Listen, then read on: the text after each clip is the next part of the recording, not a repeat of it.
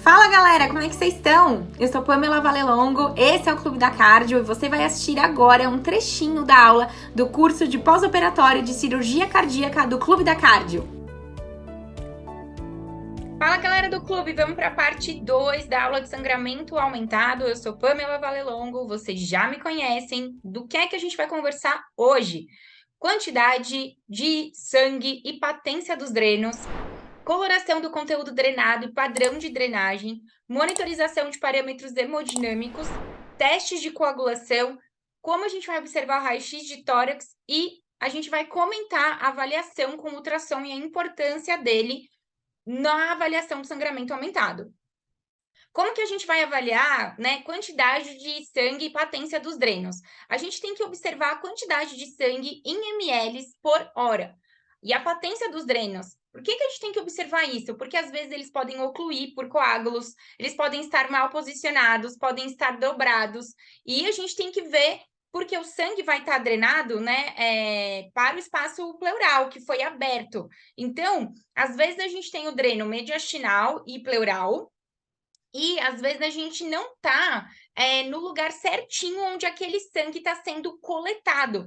Portanto, é importante quando a gente mobiliza o doente e a gente até fazer algumas manobras no dreno para ver se esse dreno está patente, ele está funcionando. E eu deixo aqui para vocês já a quantidade de sangue descrita no Bojac, que é a nossa Bíblia do pós-operatório. E para vocês observarem que esse valor, ele muda bastante. Então, na aula passada, a gente comentou da definição, mas para vocês verem como que pode ser variado, tá?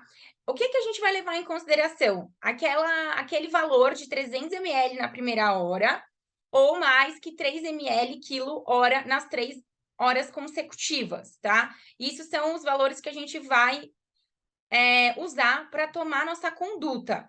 Quando tiver 200 ml na primeira hora, ou 2 ml quilo-hora, a gente vai levantar um sinal vermelho. É isso que eu quero deixar claro para vocês. E a cor do sangue e padrão de drenagem. Às vezes, a gente percebe que nesse dreno está saindo um sangue muito vivo. Isso chama atenção para um sangramento arterial. Ou você percebe que não estava tendo sangramento, de repente abriu um monte de sangramento, drenou muitos ml em pouquíssimas horas ou minutos. Isso fala a favor de quê? Sangue arterial. No sangue venoso, já é um sangramento mais contínuo. Então, isso deixa a gente o quê? Mais tranquila, tá? Atenção para os momentos que a gente mobiliza o doente. Por quê? Como eu comentei no slide anterior, às vezes o paciente está... o local do dreno tá acima do local onde está coletando o sangue. Na hora que você mobiliza o doente, esse sangue encontra o dreno. E aí ele vai sair, o que é ótimo. Mas você fica assustado. Então, presta atenção. Na hora que mobilizou o doente, sangrou mais? Ok. Avalia. Seu doente está estável? Tá. Teste de coagulação tá bom? Tá. Vamos avaliar a próxima hora. Perfeito? Agora vamos falar dos parâmetros, monitorização dos parâmetros hemodinâmicos. Como isso também é importante. Porque, gente, uma das coisas que vocês vão ver no pós-operatório em relação a sangramento é que a gente tem que juntar algumas análises para entender o que está acontecendo com o nosso doente. Hemodinâmica, quantidade de sangramento e os testes de coagulação. Então, eu posso ter testes alterados num doente que não está sangrando e não está instável? Posso. Eu posso ter um sangramento aumentado num paciente estável e sem alteração dos testes de coagulação? Posso também. Eu posso ter um sangramento, um paciente instável e meu dreno não estar com tanto sangramento assim? Pode. O que é que eu tenho que pensar? Será que meu dreno tá ocluído? Será que está obstruído? Tá? Será que ele não está no lugar certo? Então, esses 3 critérios vão ajudar e vão nortear o nosso pensamento. E é isso que a gente vai discutir nessa aula, a avaliação. Eu estou ansioso para saber o que é que eu vou fazer. Como é que faz a protamina? Como é que faz o epsilon? Quando é que transfunde plaquetas? A gente vai conversar sobre as condutas e discuti-las a fundo na próxima aula. Então, nessa aula, eu já vou pontuar algumas coisas para vocês já entrarem em contato com elas, porém, a gente vai discutir isso a fundo na próxima aula. Monitorização hemodinâmica.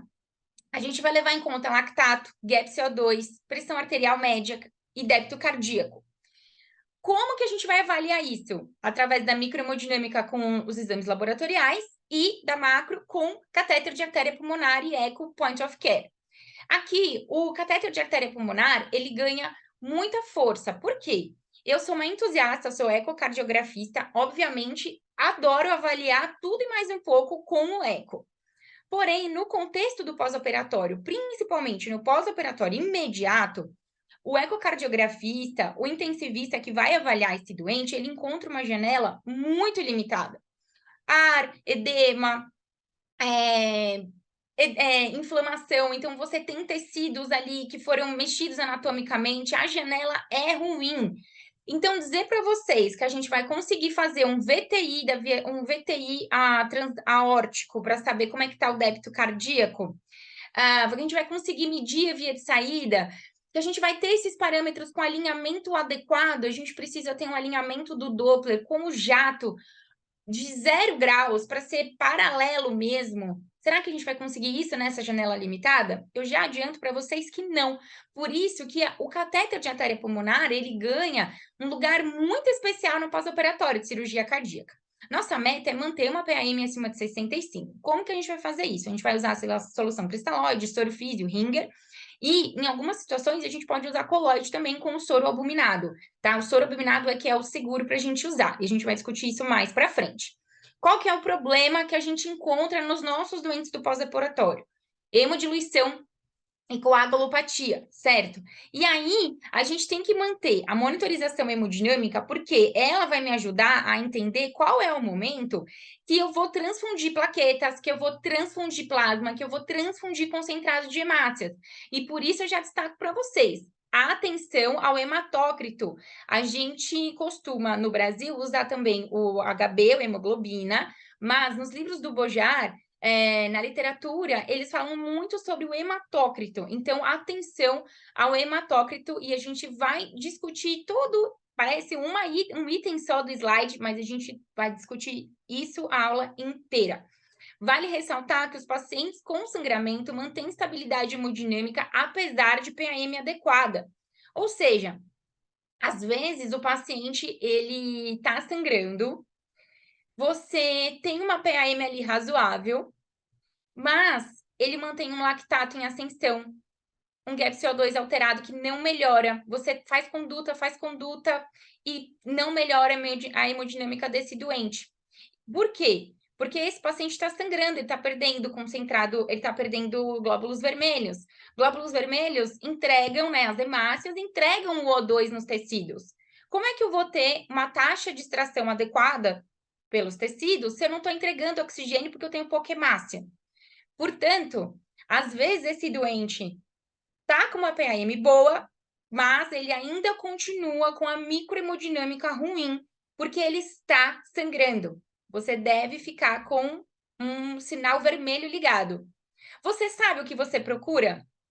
Você procura, gente, sinais de tamponamento nesse doente. Você procura um sangramento aumentado lá no espaço pericárdico, e isso ao longo do tempo que não está drenando por algum motivo. Esse sangue não está saindo, né? Ele ficou ali alojado na cavidade no pericárdio.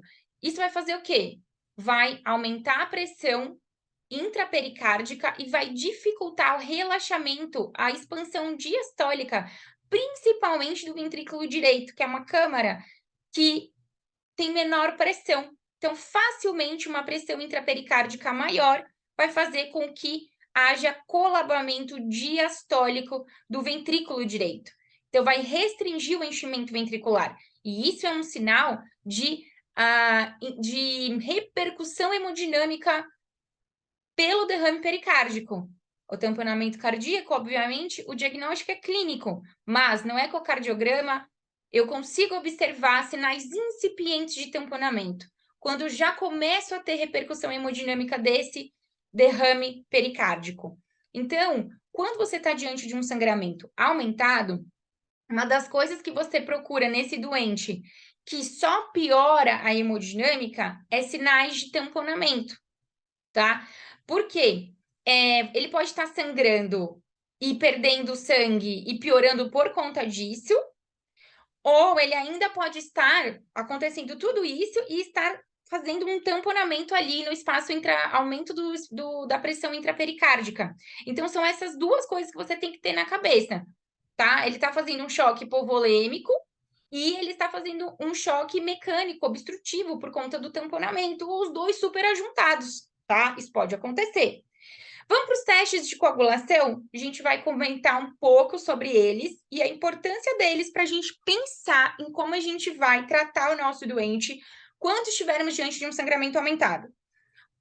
Fatores, a gente tem que procurar fatores potenciais para o aumento de sangramento. Então, eu vou fazer o coagulograma com TP e NR, via extrínseca, TTPA, via intrínseca, contagem de plaquetas, hemostasia primária, tá? Se testes anormais, mas sangramento insignificante e estabilidade clínica, eu vou fazer o quê? Observar. Tenho testes alterados, mas meu doente está estável.